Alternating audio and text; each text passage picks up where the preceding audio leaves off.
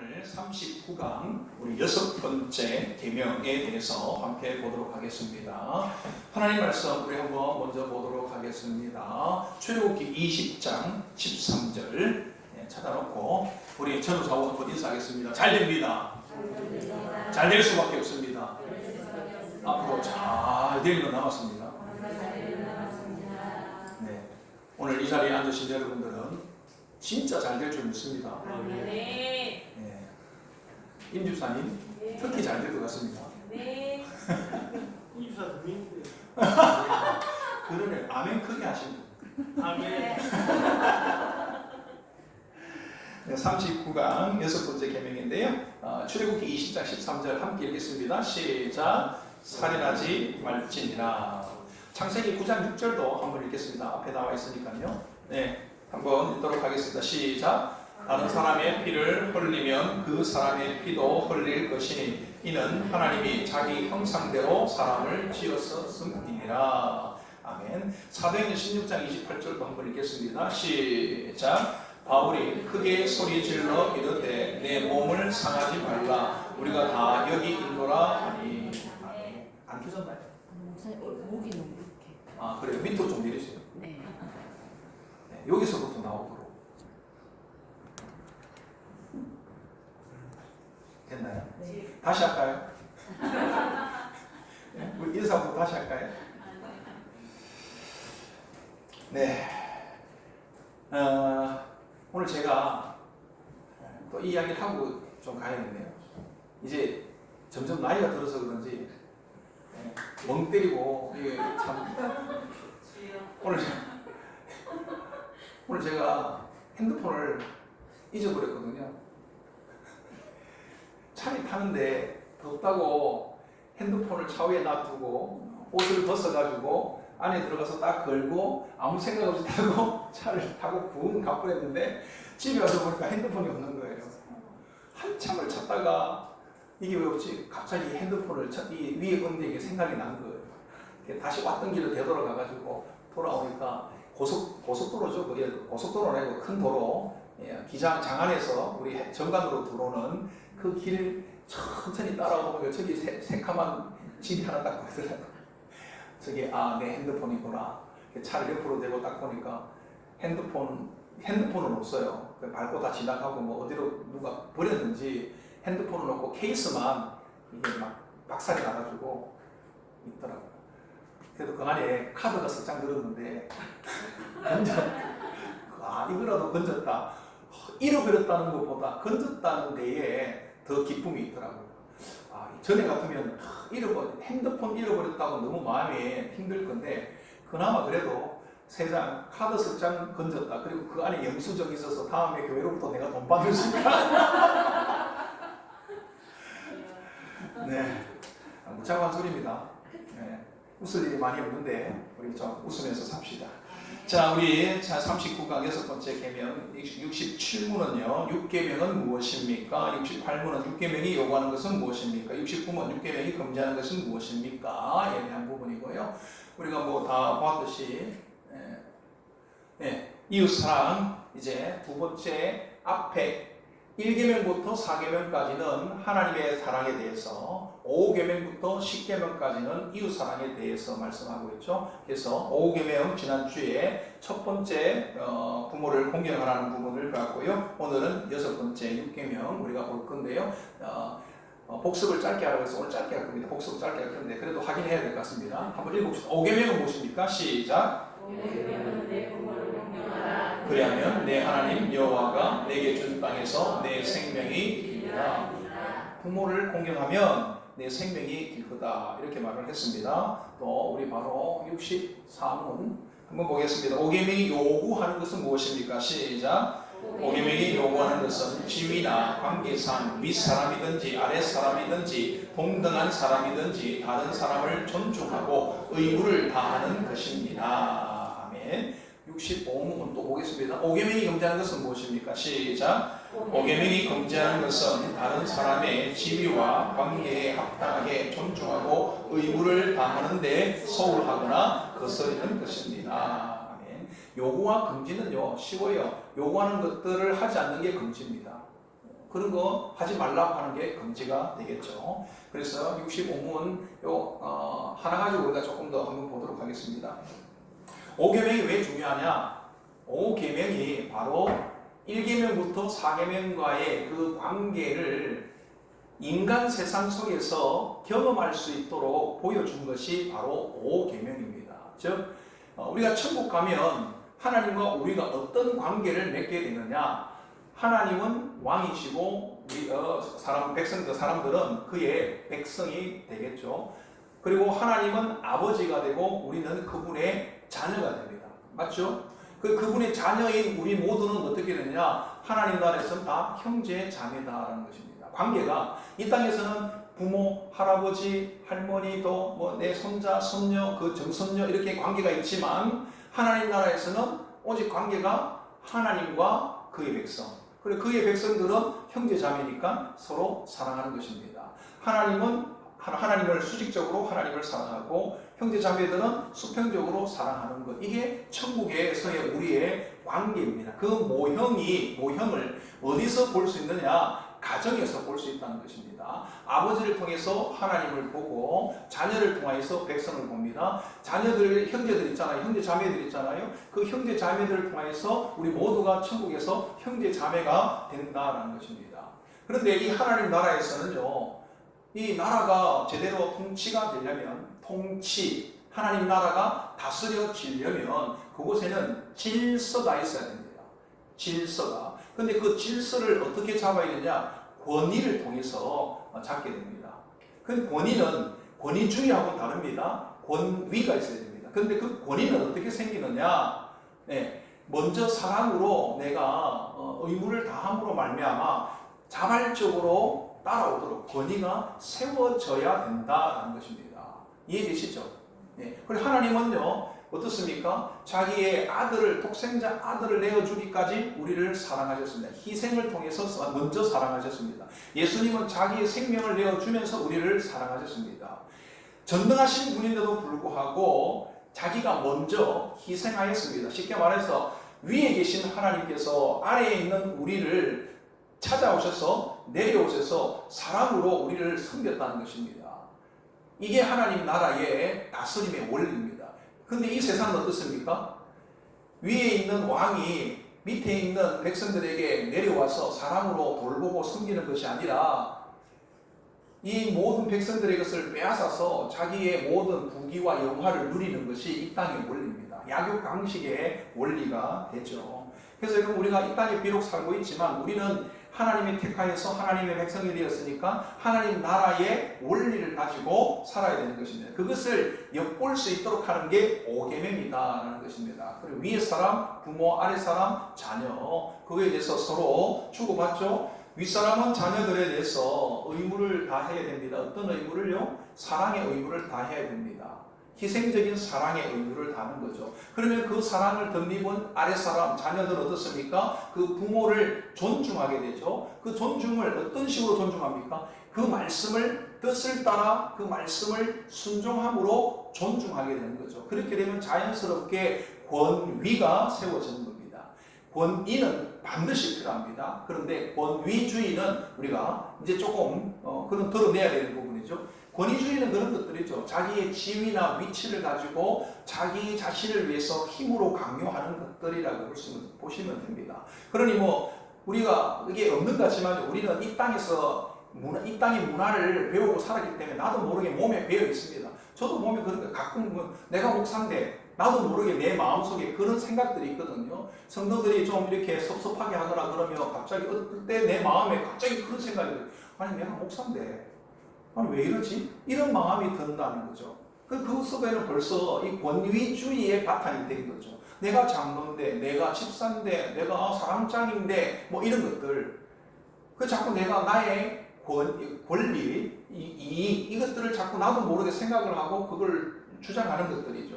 그렇게 하면서 그걸 얻기 위해서 하는 모든 행위는 권위주의가 되는 겁니다.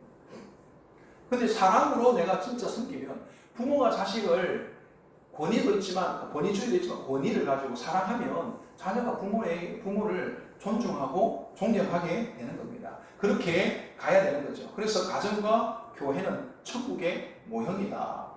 그래서 싸워서 이기는 곳이 절대 아니다. 이렇게 말씀을 드렸습니다. 60. 그래서 금지하는 것이 뭐냐? 이렇게 하는 것들을 의무를 다하고 존중해야 되는데 그것을 하지 않는 것. 그러면 안 된다라고 말하고 있는 것입니다. 자, 66문. 오계명이 주신 이유는 무엇입니까? 한번 읽겠습니다. 시작. 지키는 사람들에게 그들에게 선을 이루는 한에서 장수와 번영을 약속하셨기 때문입니다. 네, 오계명을 주신 이유가 뭐다? 이렇게 되는데요. 권위로 가르치고 또 순종함으로 존중을 하면 어떤 일이 일어나느냐? 하나님께 영광이 나타나고 하나님께 영광이 되고 우리에게는 장수와 번영이 된다는 것입니다. 이게 하나님께서 창조 때부터 우리에게 요구하시는 거죠. 하나님이 우리를 창조하신 이후에 우리와 함께 교제하기를 원하셨죠. 근데 그 교제가 바로 사실은 예배입니다. 예배를 통해서 나타나는 게 뭡니까? 교리 일문이죠. 일문. 인생의 목적이 무엇이냐? 사람의 제1되는 목적이 무엇이냐? 하나님을 영화롭게 하고 우리는 그분 안에서 영원히 즐거워하는 것 아닙니까? 그래서 하나님께 영광이 돼야 된다는 거죠. 첫 번째는 하나님께 영광. 그런데 그 하나님께서 영광 받으시면 어떤 결과가 나타나느냐? 자연스럽게 우리에게 복이 온다는 겁니다. 축복이 온다는데 그 축복이 뭐다? 장수와 번영이라는 것입니다. 하나님이 함께 하시니까 우리 가운데 복이 될 수밖에 없는 거죠. 그래서 뭐 지난주에 우리 사모님 100살까지 사시라고 그런데 하여튼 뭐 장수도 복입니다. 그러니까 여러분 뭐 빨리 죽었다고 해서 복이 아니다. 그건 아니죠. 오늘 새벽에 우리가 말한 것처럼 하나님께서 이 땅의 고난과 고통을 더 이상 보기를 안타까워하시면 때로는 하나님께서 먼저 불러가신다고 그랬죠. 노아 홍수의 심판을 보지 않도록 하나님께서 그 노아 이전에 있는 모든 의인의 계보들 있잖아요. 에녹부터 해가지고 많잖아요. 무드셀라 쭉 있잖아요. 그 많은 의인의 계보들이 창세기 공부할 때 우리가 의심이 든 게 있거든요. 이 많은 의인들이 홍수 심판을 받고 죽었을까? 그 나이를 다 계산해 보잖아요. 몇 살 태어나서 몇 세에 몇 세에 죽었다, 몇 살에 쭉 이렇게 다 계산을 해보니까 놀라운 사실을 하나 발견하게 되는데 어떤 일 것을 발견하느냐? 에녹은요 하나님께서 300년 동안 동행했다고 먼저 불러가시고 그 다음 사람들은 좀 일찍 데려가시고 그리고 무드셀라 같은 경우는 969살까지 사는데 가장 오래 살았거든요. 그 밑에도 그 다음 사람들이 빨리 돌아가시고 노아가 600세 되던 해에 무드셀라가 969세로 딱 죽습니다. 그리고 그 다음에 홍수가 임하는 거거든요. 969세 딱 죽었는데 그때 이 무드셀라 이름을 가만히 보면 무트 플러스 셀라거든요. 무트는 죽다예요. 죽으면 셀라는 보내다거든요. 죽으면 보낸다. 뭘요? 심판을. 이 땅의 죄와 악을 더 이상 하나님이 견딜 수가 없어서 심판을 하게 되는데 그 심판이 너무나 처참하고 너무나 참 무섭고 처참하기 때문에 이 의인들이 그것을 경험하지 않도록 그 전에 이미 다 불러 가시는 거죠. 그렇게도 하신다는 것입니다. 뭐 일찍 죽든 빨리 죽든 하나님께서 하나님의 영광을 위해서 또 우리에게 축복을 위해서 번영과 장수를 우리에게 주신다. 이것을 여러분 기억하시면 됩니다. 67문 오늘 들어갑니다. 6계명 무엇입니까? 뭐 오늘 길지 않아요. 질문이 3개밖에 없어서 빨리 맞출 수 있습니다. 6계명은 무엇입니까? 시작.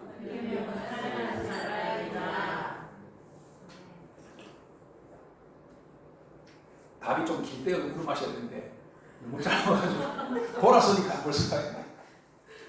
살인하지 말라입니다. 67문 살인하지 말라의 의미를 뭔가 우리가 한번 살펴보도록 하겠습니다. 살인하지 말라의 의미는 한마디로 말하면 생명에 대한 경외라는 것입니다. 생명에 대한 경외. 하나님께서 모든 만물을 만드시고 마지막 날에 창조하신 것이 바로 사람입니다. 그 사람을 창조하시고 동물들에게 하지 않는 식물들이나 동물들에게 하지 않는 하나의 행위가 있죠. 바로 사람에게는요 그 코에 무엇을 불어넣었다?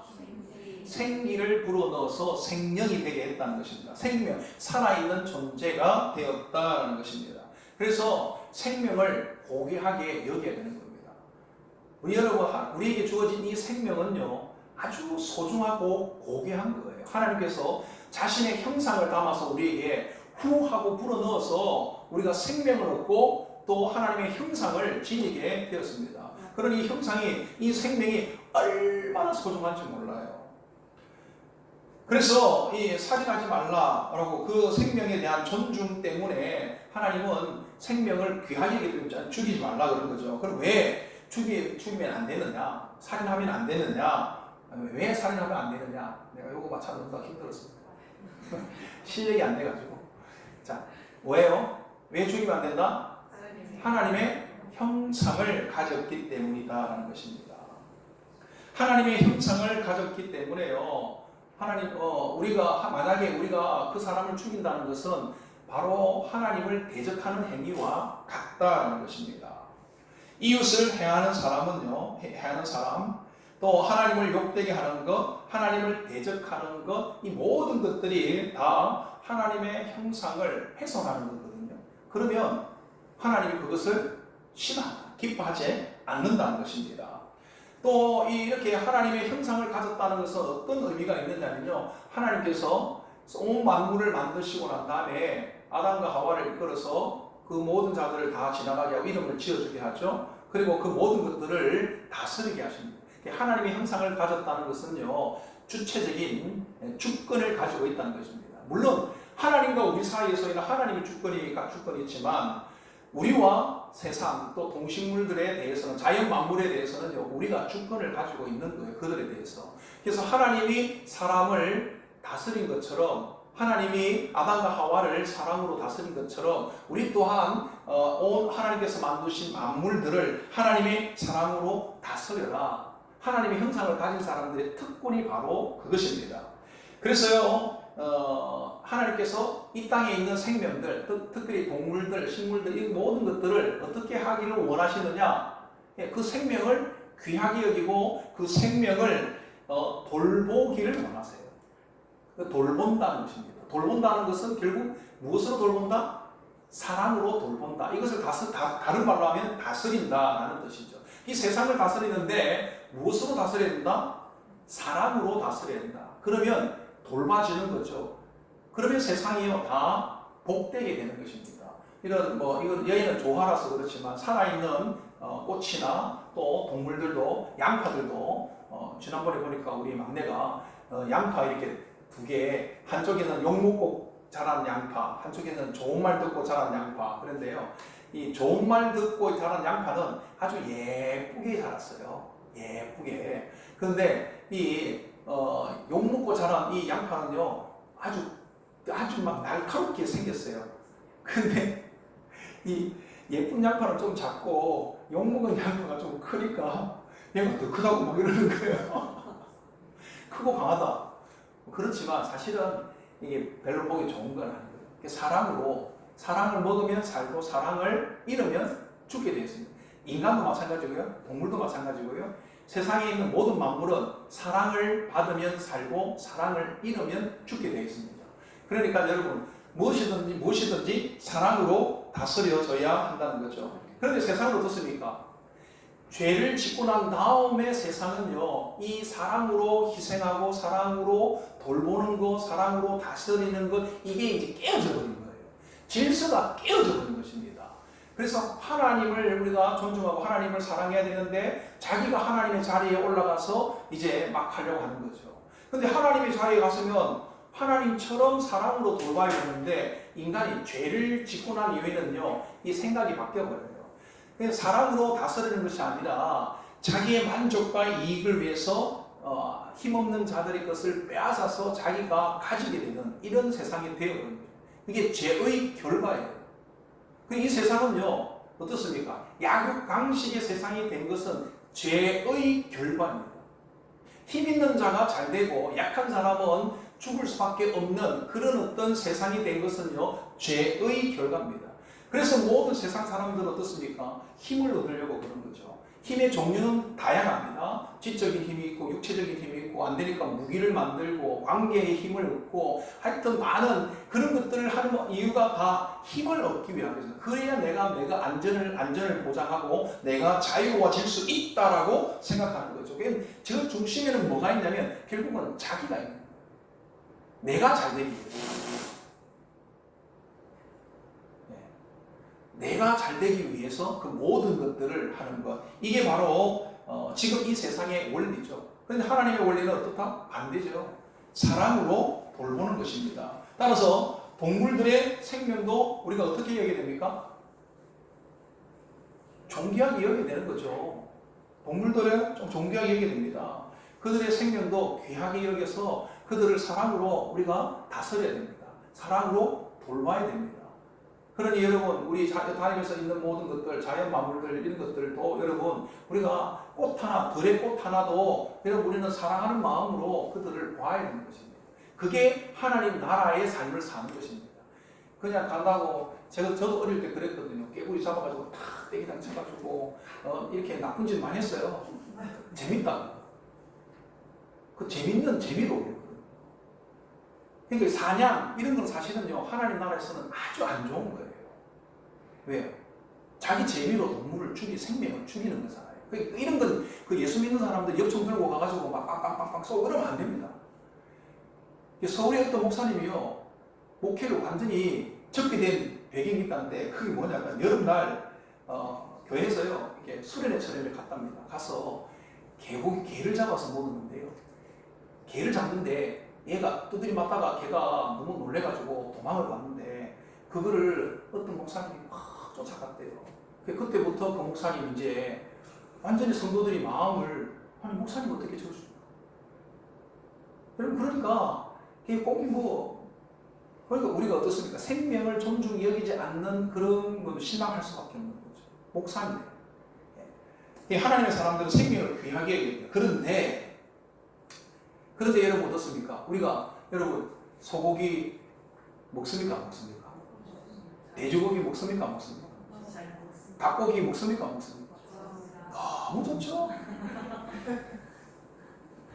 개는 먹지 못하게 하면서 소나 닭이나 막 이런 것들은 오리도 먹고 막 못 먹는 게 없잖아요. 자, 그런데 여러분 보세요. 죄가 들어오지 않았다면 동물들, 식물들은요 정말 그 생명을 존중받으며 존귀하게 사랑받으며 살았을 거예요. 그리고 동물들도 식물들도 행복했을 겁니다. 그런데 인간이 죄를 짓고 죄가 들어옴으로부터 어떤 일들이 일어났느냐, 정말 인간들 때문에 피해보는 세상이 참 많습니다. 동물들은 어떻습니까? 죄가 들어온 이후에 가장 먼저 죽은 동물이 있어요. 그 동물 뭔지는 잘 모르지만 제가 볼 때는 양일 가능성이 큰데, 아담과 하와가 죄를 짓고 나서 그 벌거벗은 것을 가리기 위해서 가죽옷을 입히잖아요. 그 가죽의 주인은 죽어버렸어요. 동물이. 그 죄를 안 지었으면 그 동물은 죽을 이유가 없는데, 아담과 하와가 죄를 지음으로 말미암아 그 가죽의 주인인 동물은 죽었습니다. 그 이외에도 옷을 해입으려면 사람들이 많이 태어나고 많이 태어난 만큼 옷을 해입는 만큼 많은 동물들이 희생하게 됩니다. 또 이제 화목 제물로 제사를 드려야 되니까 또 제사 드린다고 또 동물들이 또 죽어요. 이 죄가 없었으면 제사를 드릴 필요도 없잖아요. 번제, 화목제 이런 거 드릴 필요가 없으니까 잡을 필요가 없는데, 죄가 들어오고 난 다음에 죄가 들어오니까 인간을 대신해서 또 제물로 주게 됩니다. 뿐만 아니라 노아 홍수 이후에는요 먹을 것이 없으니까 농사를 지으면 대부분 한 몇 개월에서 1년 이상 돼야 되니까 그러면 못 살잖아요. 그러니 하나님께서 육식을 허용해 줍니다. 그래서 오늘날 저와 여러분들이 개고기는 잘 안 먹지만 소고기, 닭고기는 결코 우리를 배신하지 않는다. 우리 애들 말들이 그래요. 그래서 실패가 없는 고기, 닭고기. 그런데 우리가 그렇게 먹게 됩니다. 이거 어떻게 보면은 생명을 빼앗기게 된 거죠. 이게 다 뭐의 결과다? 죄의 결과라는 것입니다. 죄의 결과로 죄의 결과로 생명이 죽게 되었습니다. 그런데 죽게 되었다고 해서 그냥 적는 것이 아니라 그것들을 지켜내지 못하는 아쉬움들이 있다는 겁니다. 자, 그러면 한번 더 봅시다. 근데 이렇게 동물들도 죽게 되는데 동물들뿐만 아니고 사실은 사람들도 허락된 살인은 있는가? 무엇인가? 살인은 무조건 아니다. 맞죠? 아니에요. 하지만 어쩔 수 없이 일어나는 살인들이 있다는 것입니다. 그런 것들은 허락된 범위 내에 주어지는 살인들이 있어요. 그런 것들이 뭐는데 하나님께서는요 죄를 지은 이 세상을 하나님의 어떤 모형을 보여주기 위해서 주신 공동체가 사실은 가정과 교회인데 또 세상 가운데서도 국가라는 그런 공동체를 만들게 허락을 했었습니다. 그 공동체의 질서를 위해서 또 다스림을 위하여서 법을 주셨는데 그 법 안에 보면 질서 유지를 위해서 사람을 죽이는 사람은 죽여도 죽인다는 이런 동해 보복법이 생겨나게 되는 거죠. 그래서 사형자를 이제 허락되는 살인이 허락되는 경우는 그냥 살인자에 대한 사형 집행. 사람을 죽였다. 한두 명도 아니고 너무 잔인하게 많이 죽였다. 그러면 그 사람은 더 이상 이 공동체에서 살게 될 수가 없다. 그래서 사형 집행할 때 나올 때 그 사형에 대한 부분들 허락되었다고 볼 수 있고요. 두 번째는 정당방위로 인한 살인. 나를 죽이려고 막 하다가 내가 그걸 막다가 이렇게 탁 했는데 그 사람이 탁 맞아서 죽었다. 이거 허락된 정당방위에 대한 부분들이 있고요. 또 침략 전쟁에서 일어난 행위. 내가 뭐 그런 게 아니라 내가 군인이 되어가지고 전쟁이 일어났어요. 어쩔 수 없이 가가지고 전쟁이 하는데 전쟁 속에서 막 총을 쏘는데 나는 한 발도 안 쏘고 이렇게 있다가 내가 맞아 죽는다. 이런 게 아니라는 거죠. 내가 살기 위해서 전쟁 가운데 그런 부분들에서 하나님께서 어느 정도 허락된 부분이 있다는 겁니다. 여기는 뭐 나와 있지는 않지만 또 어떤 레위기에 보면 나와 있는 부분이 있어요. 어떤 것들이 있냐면 부지 중에 살인을 하게 되는 경우, 의도가 전혀 없는데 살인하게 되는 그런 경우가 우리 인생을 살다 보면 있다는 것입니다. 예를 들면 그냥 저 언덕 밑에 있는데 나 아무 생각 없이 여기서 작업하다가 돌멩이를 이렇게 탁 던졌어요. 없으니까 돌멩이를 탁 던졌는데 그 돌멩이가 지나가던 사람이 딱 맞아가지고 죽어버렸어요. 그 이제 율법에 의하면 눈에는 눈, 이에는 이, 동해보복법이잖아요. 그러면 어쨌든 내가 그 사람이 죽었으니까 내가 죽어야 되는 거예요. 근데 내가 의도를 가지지 않고 부지 중에 의도하지 않는 가운데에 이런 살인이 일어났을 때 하나님께서는요 그 사람을 살릴 수 있는, 보호할 수 있는 장치를 주셨습니다. 그게 바로 도피성이라는 거죠. 이스라엘 각 지역에다가 도피성을 지어가지고 혹시 이와 같이 의도하지 않은 부지 중에 사람을 죽이거나 이런 죽이게 되었을 경우에 도피성으로 들어가라. 그러면 그 안에 있는 동안에는 살려주겠다는 거예요. 거기서 나오면 죽어요.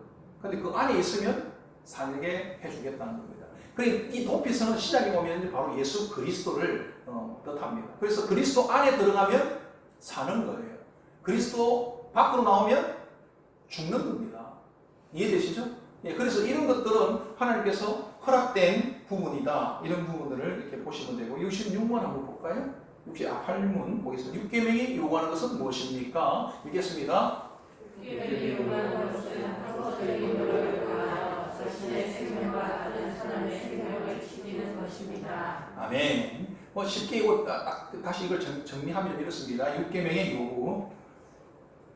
6계명의 요구는요. 자신의 생명 그리고 또 다른 사람의 생명, 그 생명에 대해서 어떻게 하라고요? 그 자신의 생명과 다른 사람의 생명을 지키기 위해서 어떻게 하라고 하면 합법적인 노력을 하는 것입니다. 근데 가만히 있는 게 아니라 노력을 하라는 것입니다. 노력하는데 정당한 범위 안에서 하나님의 뜻을 따라 자신의 생명과 다른 사람의 생명을 지키기 위해서 노력을 하라고 요구하고 있습니다. 하나님께서 우리에게 그것을 요구합니다. 생명을 존중이고 자신의 생명과 다른 사람의 생명을 소중하게 여기고 생명을 존중하는 마음으로 지켜내라는 것입니다. 오늘 저와 여러분에게 주신 말씀이에요. 그런 여러분 생명은 소중한 것으로 알고 생명을 존중하는 경외심을 가지고 여러분 어떻게든 그 생명을 지키기 위해서 생명을 살리기 위해서 우리는 모든 방법을 동원해야 됩니다. 그래서 제가 말씀드린 예배 드리러 오다가 누군가가 교통사고를 당해서 어려움을 당했다. 그러면 예배 드리러 와서 예배 드리는 거, 하나님께 예배 드리는 거 정말 중요하죠. 그런데 그것보다 더 중요한 것은 뭐다? 죽어가는 사람을 살리는 것이에요. 하나님이 그렇게 생명을 소중하게 여기신다는 것입니다. 율법에는 분명히 눈에는 눈, 이에는 이 이렇게 갚으라고 말했죠. 동해보복법이 있습니다. 그런데요, 율법이 그렇게 눈에는 눈, 이에는 이 이렇게 갚으라고 한 이유가 있어요. 동해보복법도 어떻게 보면 그 안에 율법의 그 배경에는 뭐가 들어있냐? 사랑이 들어있습니다. 이미 아담 이후로 죄가 들어왔죠. 죄가 들어오면서 어떤 일들이 일어나냐면요, 강한 자는 모든 것을 가지고 약한 자는 모든 것을 빼앗기고, 강한 자는 모든 걸 누리지만 약한 자는 모든 것들을 빼앗기는 것입니다. 아무것도 누릴 수가 없어요. 그래서 어떤 일들이 또 있냐면요, 그런 거예요. 약한 사람이 잘못해가지고 강한 사람의 옷을 이렇게 하다가 턱 차니까 잘못해가지고 옷을 쭉 찢었다. 만약에 그러면 이 율법에 따르면 어떻게 해야 됩니까? 강한 사람의 옷을 찢었다. 그러면 어떻게 해야 돼요? 강한 사람도 내 옷만 찢으면 되잖아요. 그죠? 근데 죄가 들어온 이 세상에는요, 그렇지 않아요. 강한 사람은요, 자기 옷이 찢어졌다고 해서 그 사람의 옷만 탁 찢고 그것으로 끝나지 않고요, 내 옷을 찢었다고 이 자식을 하면 딱 그냥 죽여버립니다. 옛날에, 과거에. 그러니까 내가 하나를 내가 잘못했으면 그 하나 이상을 갚지 마라, 요구하지 마라. 근데 세상은 그렇게 하거든요. 여러분 그렇잖아요. 누군가가 나를 한 대 때리면 여러분 마음 어떻습니까? 내가 한 대 맞았으니까 내가 꼭 한 대만 때리겠다. 여러분 그런 마음 드세요? 속마음에, 겉으로는 아니라고 우리가 말하지만 우리 속에서는 이 사람이 나한테 한 대 딱 때리면요, 내가 이거 봐라 이 자식, 내가 누군데 하면서 두 대 아니면 좀 더 세게 빡 때리는 게 우리의 마음이에요. 자기가 힘이 있다고 생각하면 할수록 그 강도는 점점 더 세지고 커지겠죠. 그런 건 못하도록 막는 게 이 동해보복법입니다. 눈에는 눈, 이에는 이. 그래서 약한 자를 보호하기 위해서 눈에는 눈, 이에는 이 이렇게 한 것입니다. 그런데 이건 구약이에요. 그러니까 구약 율법에도 근본적인 사랑이 담겨 있습니다. 그런데 신약에 와서는 어떻게 합니까? 예수님은 어떻습니까? 원수도 사랑해라. 그렇게 말합니다. 즉 자기 자신을 희생해서 생명을 살리라는 거예요. 내가 조금 손해보더라도 사람을 살릴 수 있다면 살리라는 것입니다. 그러니까 내 자존심, 여러분 우리 자존심 있잖아요. 자꾸 비교해서 누구보다 못하다는 걸 나는 견디지 못하는 그런 게 마음이 우리 안에 있지 않습니까? 어쨌든 남들보다 잘나야 된다는 게 우리 속에 있잖아요. 여러분 그런 게 있잖아요. 교회도 여러분 어떻습니까? 여러분 우리 말은 안 하지만 옆에 교회들하고 비교하잖아요. 저도 다른 교회 가면요, 가서 교회 한번 쭉 붙어보거든요. 아, 우리 교회보다 못하네. 나는 마음속에 기분이 좋은 거예요. 근데 어떤 경우는 와, 그러면 어떤 마음이 듭니까? 내 속에? 부러운 거죠. 근데 이게 우리가 이 세상의 원리에 물들어 있기 때문에 그래요. 오히려 못한 교회를 보면요, 어떤 마음이 들어야 되냐면 하나님의 나라의 원리로 우리가 살아야 된다면, 혹시 내가 어느 교회를 갔는데 조금 못한 교회를 봤다 그러면 이 교회 성도들은 얼마나 어렵고 힘들까, 어떻게 하면 이 교회가 하나님 앞에서 아름답게 또 예쁘게 변화될 수 있을까, 세워질 수 있을까, 어떻게 하면 좋을까, 그렇게 생각을 해가지고요, 내가 그 교회에다가 어떻게든 이렇게 도와주려고 하고 그러면요, 그게 바로 하나님의 마음이라는 거죠. 그게 살리는 거예요. 빼앗아 오는 것은 오히려 우리 교회가 커야 되니까 막 우리가 다 해야 된다 이렇게 하면은 결국 다른 사람을 빼앗아야 되잖아요. 그러니까 여러분 제가 말씀드린 전도하는 것도 여러분 교회 가가지고 자꾸 남은 교회 앞에 가가지고 우리 교회 오시라고 그러면 된다 안 된다? 안 된다니까요. 그거는 우리 교회만 교회가 아니고 그 교회도 교회거든요. 다 하나님 입장에서는 다 하나님의 교회예요. 그래서 여러분 우리 교회가 조금 덜 성장하고 저쪽 교회가 좀 더 성장해도 하나님 나라에서 관점에서 볼 때는요, 크게 성장하는 게 좋아요. 그러니까 어떤 한 성도를 가지고 우리 교회에서 너희 교회 가세요 막 이렇게 하면 싸우다가 잃어버리는 이런 일이 없도록, 혹시 그런 일이 있으면 어떻게 해야 되나? 그 교회 가서 신앙생활 잘 하시라. 그리고 기도해 주는 게 그게 사실은 하나님 나라의 원리입니다. 그러니 그게 어려워요. 여러분 쉽습니까? 어려워요. 69분 한번 보겠습니다. 이거 안 돼.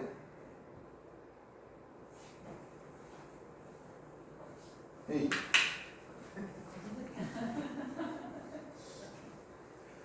다음 넘겨주세요. 안 넘어간다.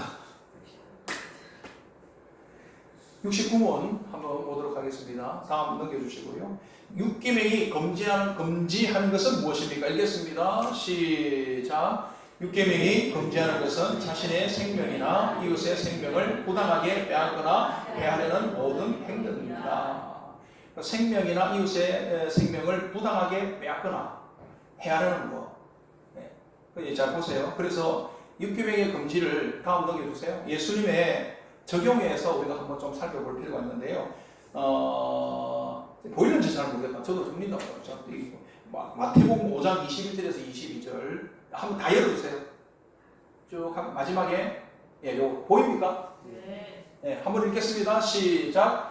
옛 사람에게 말한 바 살인하지 말라. 누구든지 살인하면 심판을 받게 되리라 하였다는 것을 너희가 들었으나 나는 너희에게 이르노니 형제에게 노하는 자마다 심판을 받게 되고 형제를 대하여 나가라 하는 자는 공회에 잡혀가게 되고 미련한 놈이라 하는 자는 지옥불에 들어가게 되리라. 네. 자, 왜 그러세요? 전에 들었다잖아요. 옛 사람에게 말한 바, 이게 구약에 말한 법이죠. 살인하지 말라. 누구든 살인하면 심판을 받게 되리라. 그래서 들었는데 나는 너희에게 이르노니 못합니다. 형제에게 노하는 자마다 심판을 받게 될 것이다. 라가라고 하는 욕하는 거죠. 그러면 공회에 잡혀가게 되고 미련한 놈은 지옥불에 들어가게 될 것이다. 그런데 그래서 우리 안에 살인하게 되는 어떤 과정들을 보면 예수님께서는요 마음에 분노를 품지 말라는 거예요. 마음에 분노. 살인하면 심판이 있는데요. 노하는 자는 반드시 심판을 받게 됩니다. 마음에 분노를 품게 되면 그것은 반드시 심판을 받는다는 것입니다. 이 분노는요, 크게 보면 두 가지로 나눌 수 있습니다. 하나는 의의 분노, 하나는 죄의 분노입니다. 여기서 말하는 것은 죄의 분노를 말해요. 의의 분노는 거룩한 분노라는 것입니다. 거룩한 분노는 그건 뭐냐? 예수님께서 성전에 들어가는데 장사하는 자들을 채찍으로 들고 그렇게 막탁 했으면 다 붙여내잖아요. 그건 거룩한 분노예요. 하나님의 거룩을 방해하거나 죄를 짓는 그런 것에 대하여서는요, 우리 안에 분노가 있어야 돼요. 세상의 악을 향해 달려갈 때는 그것에 대한 그렇게 하면 안 되지! 라는 마음이 우리 안에 들어야 된다는 것입니다. 거룩한 분노가 있어야 되는 것입니다. 그래서 거룩한 분노는요, 죄에 대한 화, 죄에 대한 화. 이 세상에 죄로 물드는 것들을 볼 때 내 안에 좀 이게 거룩하고 화가 나야 된다는 겁니다. 그게 거룩한 분노입니다. 그렇게 만약 그걸 거룩한 분노가 일어나지 않는다는 것은 어떤 의미가 있느냐? 죄의 분노가 일어나지 않는다는 것은요, 죄에 대하여 타협하고 그냥 묵인한다는 거죠. 자기가 죄를 지은, 자기도 죄 지은 것이 있으니까 다른 사람의 죄 지은 것에 대해서는요, 그거 이야기하다가 자기 죄가 드러날 수 있거든요. 그러니까 그래서 그 죄를 말 안 하는 겁니다. 그래 나도 조용할 수 있으니까요. 지금 우리 정치인들 보면 그렇잖아요. 분명히 우리가 봐도 누가 봐도 분명히 저 잘못한 건데 법적으로는 문제 없다. 끝 이렇게 그냥 끝나버리는 것들이 많다고요.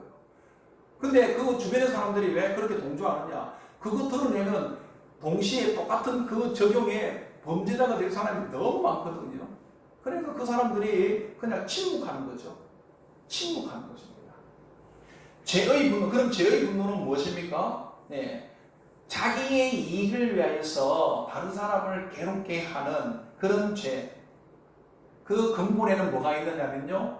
자기 교만이라는 게 있습니다. 자기를 힘들게 하거나 자기를 기쁘게 하는 사람에 대해서 화를 내는 것. 이게 죄의 분노입니다. 그 화를 내는 이유를 보면요. 거룩한 분노는 죄 때문에 거룩해지기를 바라는 마음에서 내는 화고요. 죄의 분노는요. 자기가 이익을 얻기 위해서 화를 내는 겁니다. 나를 어렵게 하고 힘들게 하는 것에 대해서는 분노를 내는 것. 이게 바로 죄의 분노입니다. 그것은요 다른 사람을 괴롭게 하고 힘들게 하고 결국은 죽이게 된다는 것입니다. 이 분노는 뭐로 나타나냐? 그 다음에 분노는요, 아니 그거 놔두세요 그냥. 멸시, 욕, 폭력으로 나온다는 것입니다. 멸시라는 것은 여기 보면 성경에 라가라 하잖아요. 라가. 이게 우리 번역하면 바보, 천치, 멍충이 이런 뜻이거든요. 그렇게 상대방의 가치를 인정하지 않고 깎아내리는 거, 너도 사람이야? 공부 그렇게 해가지고 되겠어? 학생들한테 우리가 그런 죄를 많이 짓잖아요. 부모들이 네 공부 그렇게 해가지고 앞으로 어떻게